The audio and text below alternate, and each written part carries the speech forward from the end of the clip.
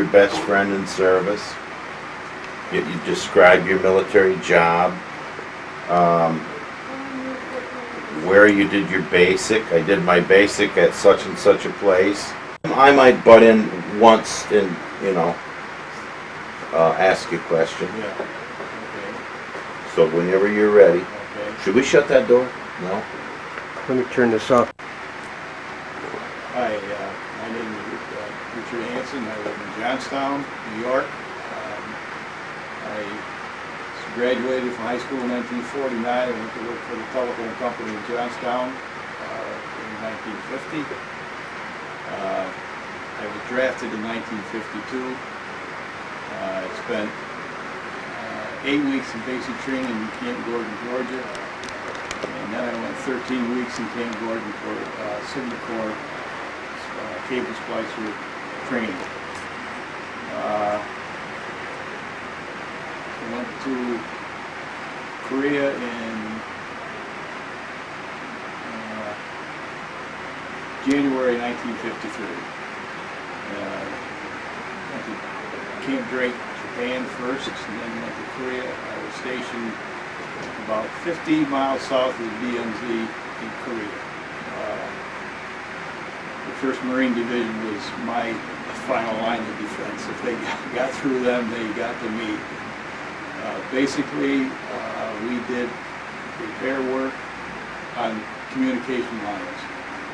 I spent time at Panmunjom when the peace talks were winding down. The cable went bad up there, and we had to go up into where the Chinese and the North Koreans were, which was kind of eerie because the Marine MPs took our rifles away from us. But when we got there, the Koreans and the Chinese had theirs, and I thought that was kind of, you know, throw a rock at them, about all we could have done. I met some really, really nice guys over there. One of my closest friends lived in North Dakota. And of course, I didn't get there, but we wrote back and forth until he died a couple years ago.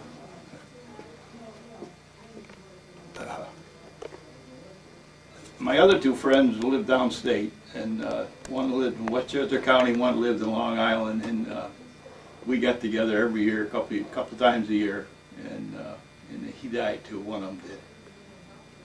But we've had a lot of laughs. We won the war over and over, which everybody does, I guess. One thing that I got to see, which probably a lot of people didn't, I had a friend from North Dakota, and he had two friends in the 7th Division. When Marilyn Monroe came to Korea, she put on one USO show, and I got to see her, just as close as I am to you right now. I mean, it was really close up. I got right on the front end of a tank, and I was, it was about 10 below zero, and she came out with a sleeveless purple sequin dress on and her blonde hair over the top of that, and I'll tell you, she was gorgeous. And then they said they had 2 tents set up, and I got to sleep in the tent right next to her. But that's as close as we ever got, right there. I went on R&R to Japan, to Tokyo, for when they gave us the R&R for a week, and which was an experience. And came back, and after the war, when they signed the treaty, we ran communication lines for the prisoner exchange, because they want to go just so far, and then they would stop for the nighttime or something. They didn't travel 24 hours because there was a lot of hardcore communists, and a lot of them came from Kojito Island, and that's where they put the bad ones, the ones that were die-hard communists. And they tried to really raise the devil going up through the country. And I think the 24th or the 25th Division was the whole division guarded them the whole length of the country until they got up to where the exchange was. I also seen the prisoner of war exchange of the sick and wounded that we traded back and forth. That was something that kind of sticks in your memory, you know. And when I come across the country on a train, which was another experience coming home. The further away you live from the West Coast, they put you on the slowest transportation. That seemed to be the government way of doing things. And when I got out, I went back to work for the telephone company, and then I retired from there in 1991. What was your most memorable time in the service? Oh, the time over there when we had to go up to Panmunjom and really get involved with what they needed. The cable that I worked on, the Army engineers back in the 30s, not the Army engineers, Bell telephone engineers in the Army Corps of Engineers, ran this cable, buried it from Mukden, China, all the way down through Korea, under the Sea of Japan, and into Tokyo. It's one long piece of cable, and every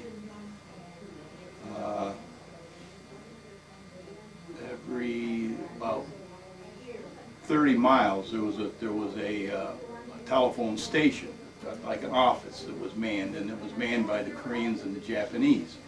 And I stayed in the telephone station, and it was it had a volleyball court inside of it. It had a basketball court. It had showers, looked like a YMCA almost. It was a real big building, almost as big as the telephone office in Johnstown. It was a good-sized office. There was 11 men where I was stationed. That's all there was 11 men. And we had Korean guards to keep, everybody out supposedly, and we had our own generator because you couldn't depend on Korean power. So we had our own generator, built a bunker and put it in. We had a little girl, a little orphan girl we had. All the guys sent to Sears and Roebucks or whatever, and bought her all kinds of clothes. We had her put her right in the Quonset hut with us. Put her little curtains around so nobody could see her. And, she was neat. She was neat. Nice little girl. And the cable we worked on was really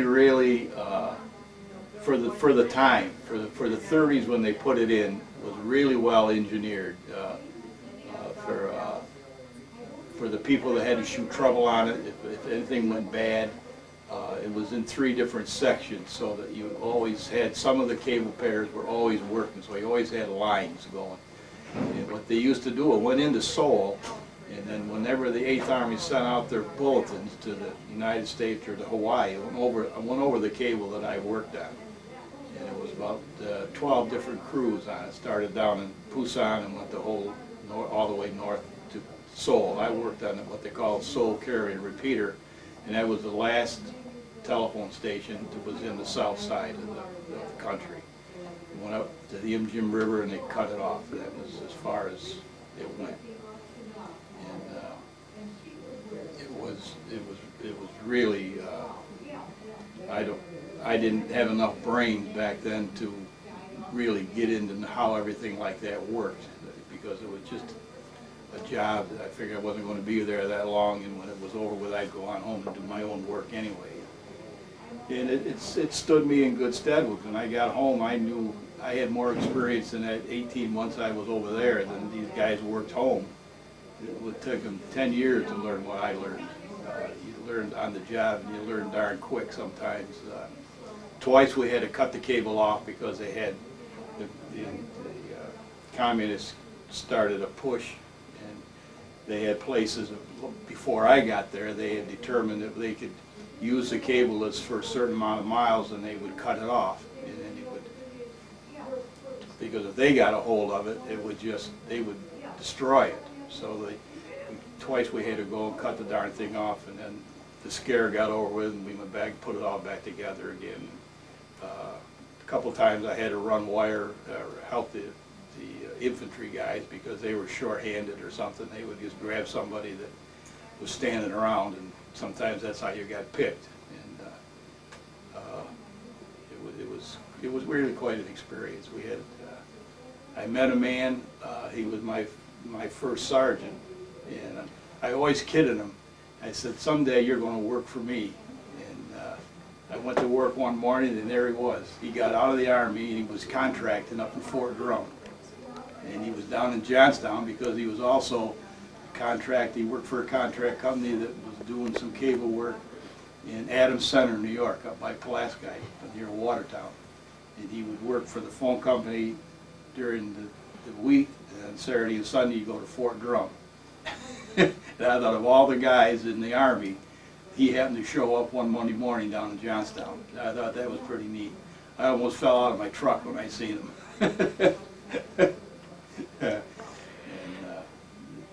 And that was a memorable experience to see something like that. I mean, I'd figured that never would happen. You make all these commitments to these guys, but you never see them, and you don't follow through with them. I mean, it just works. That's how it is. Once you get out, you got your own life, and you know, that's how it goes. And I guess that's probably, other than seeing Marilyn Monroe, probably that was about the highlight.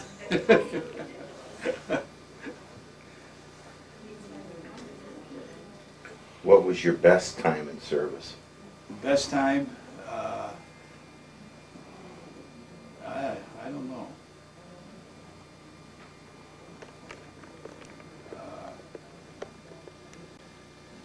I had a lot of fun out. I had a lot of fun for 3 weeks out in the state of Washington. You know, they tried to put us on detail, but if you had any brains, you got out of that in a hurry. They didn't even know what your name was, so it was all, if they grabbed you, you were done. Otherwise, you just, you know, kind of slipped around. I didn't like Camp Gordon, Georgia, though. Fort Gordon now. That was, I don't know. They were still fighting the Civil War, I guess, down there, and they didn't think much of people from up north. Damn Yankees, they called us, you know. This one school I went to, they had some nice guys, good, you know, well-versed telephone people down there. I met a guy from over, and he was from New England, and he was stationed at Camp Edwards. He'd been to Korea, and he helped me when he was in my school company, and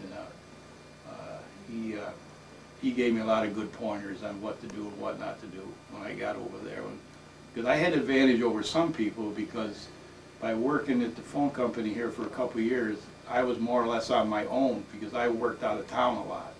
So, I mean, it wasn't like you just got out of school, got a job, and all of a sudden you're on your own. I mean, I already had that experience of being away from home and looking out for myself, because nobody else is going to look out for you. If you don't take care of yourself, you're in big trouble, you know.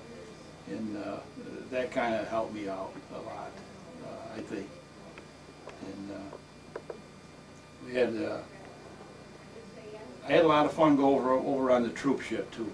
I mean, it was nothing like the Second World War. We didn't have to worry about submarines or any of that stuff. We have a lifeguard or a lifeboat drill once a day, but there was not too much to do, you know. And you got there was a bunch of Canadian soldiers on my ship, and you got to know them a little bit and where they went. And there was a Canadian, a British, and an Australian units right near where I was, and some of the guys were right just up, you know, just north of us, you know, Montreal or someplace close by, and just to talk to them sometimes was nice. Their way of life was different than ours a little bit, you know, and it was nice that they all more or less spoke like we do.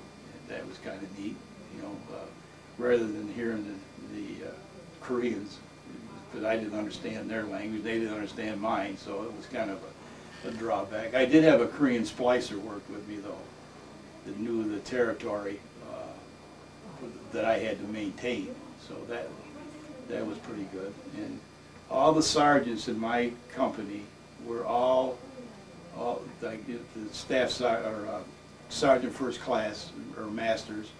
They were all World War II veterans, and they all had been friends since the Second World War.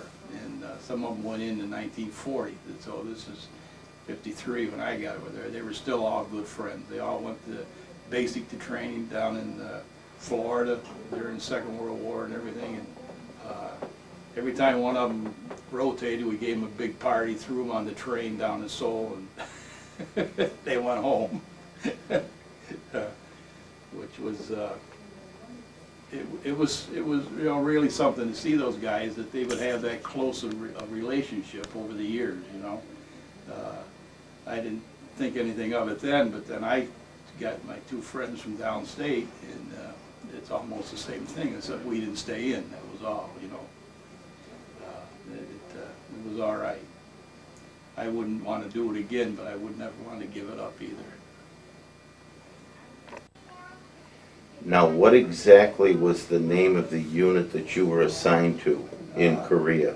I was in an outfit called the Korean Communication Long Line Signal. It was KCOM-Z, that they shortened it all down, Long Line Signal. And the cable we worked on went from one end of the country to the other. And the section that I took care of, or with one of them anyway, was 50 quad, which would be maybe a cable like maybe this big around.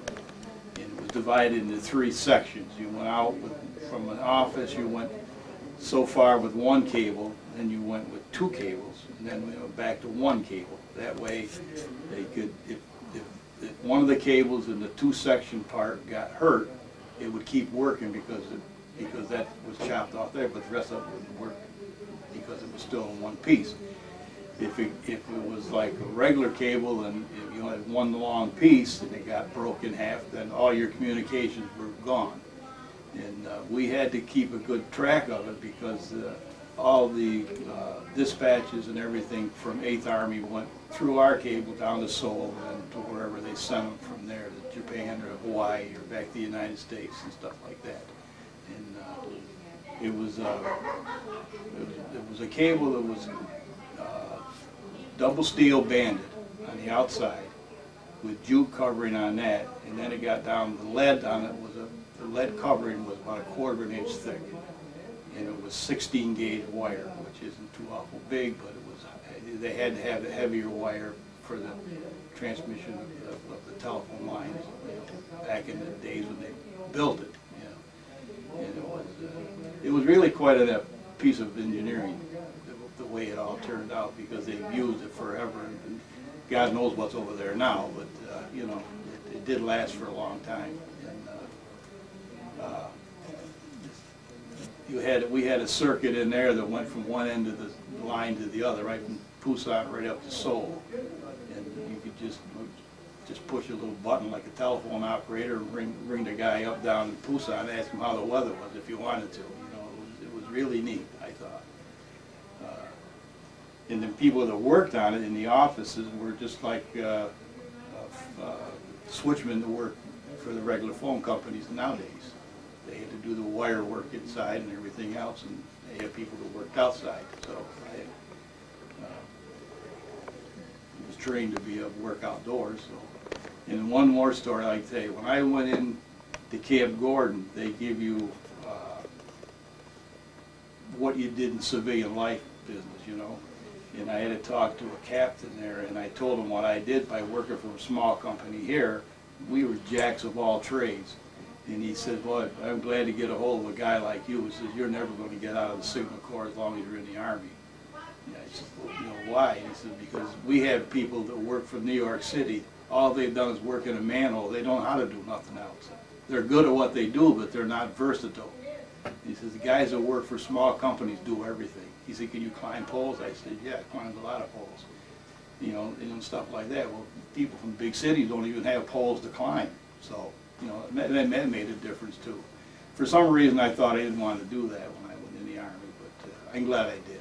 The experience was well worth it. I learned a lot. And when you came home, you used that experience quite a bit? Yeah. Yeah, I was home about a year and I got my own truck. And then I started doing jobs, without I was my own boss, more or less. And I worked there for 42 years. So I retired in 1991. And it didn't hurt me any, that's for sure. The experience I had in the Army, you know, you pick up some friends, you pick up some knowledge, and you see things you never get to see anywhere else. You know, you learn how to get along with people if you don't like them, because you're pretty close knit. And then you got this out here. I mean, of course, you've been to our luncheons. I mean, they're close knit bunch of guys, I think, anyway. You know, that the center has here, and they harass each other, especially give the Marines a lot of harassment, but they need it once in a while. So you think that military service has helped you a lot? Oh yeah. In civilian life? Yeah. Oh, definitely. Yeah. Both with camaraderie and relationships? Oh yeah.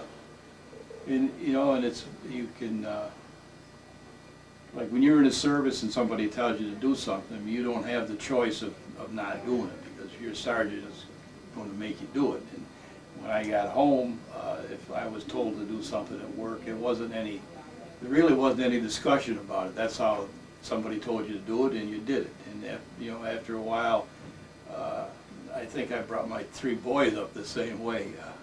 I'm the sergeant, and you do what I tell you to do, and it didn't hurt them either, I don't think. And only one boy went in the service. He just retired after 20 years in the Coast Guard, so it certainly didn't hurt him any, you know. And, I think that sometimes I think they should have a draft again. I don't think it hurts anybody to go in for a couple of years, and then if they want to give them all the benefits of going to school, that's fine too. But I really think that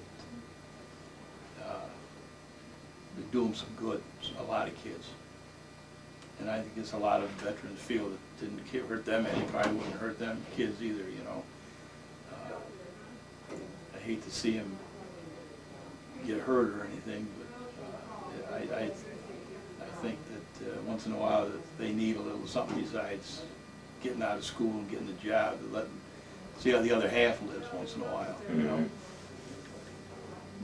And I think that's about wind her down. It was the best football game ever played, you know, and all that stuff, you know. So anyway, we were there, and needless to say, it got way past dark by the